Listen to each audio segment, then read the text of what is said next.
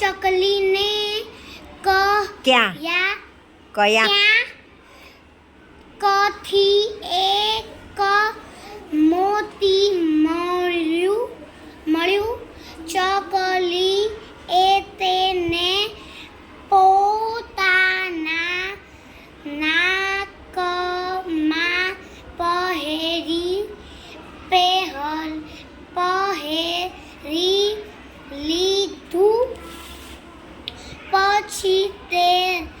પછી તે રાજાના મહેલમાં પર જઈને બેસી ગઈ. તેને ગીત ગાયું, હું રાજાથી મોટી મારા નાકમાં મોતી સોંપણી. રાજાને ખૂબ ગુસ્સો આવ્યો. તેણે પોતાના માણસોને કહ્યું, ચકલીનું મોતી છીનવી લો. તેમણે જઈને ફટતી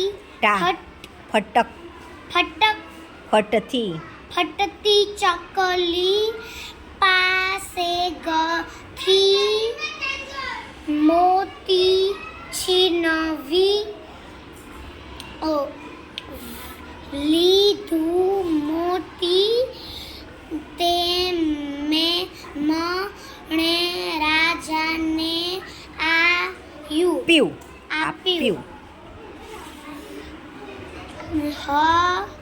હવે ચકલી બીજું ગીત ગાવા લાગી. રાજા ભિખારી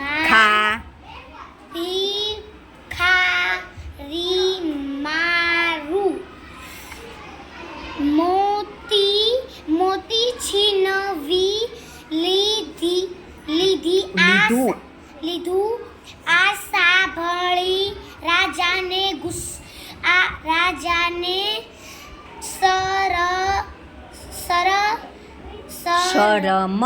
શરમ આવી.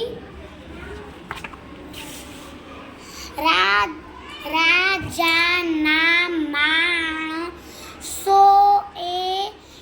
ચકલીને મોતી પાછું આપ્યું.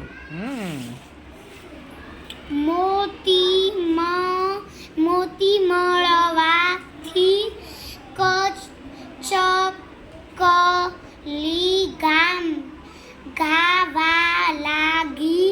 રાજા તો ડરી ગયા. મારું મોતી આપી દીધું. આ સાંભળી રાજા તો ગુસ્સામાં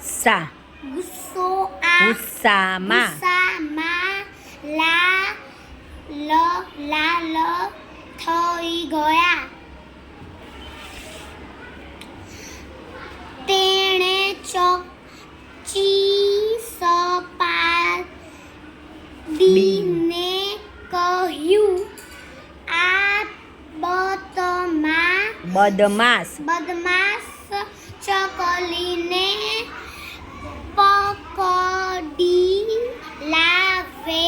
વો તેના માણસો ચકલીને પકડી ઉડવા ગયા ચકલી ચકલી ફર કરીને ઉડી ગઈ રાજા હાથ ઘસતા રહી ગયા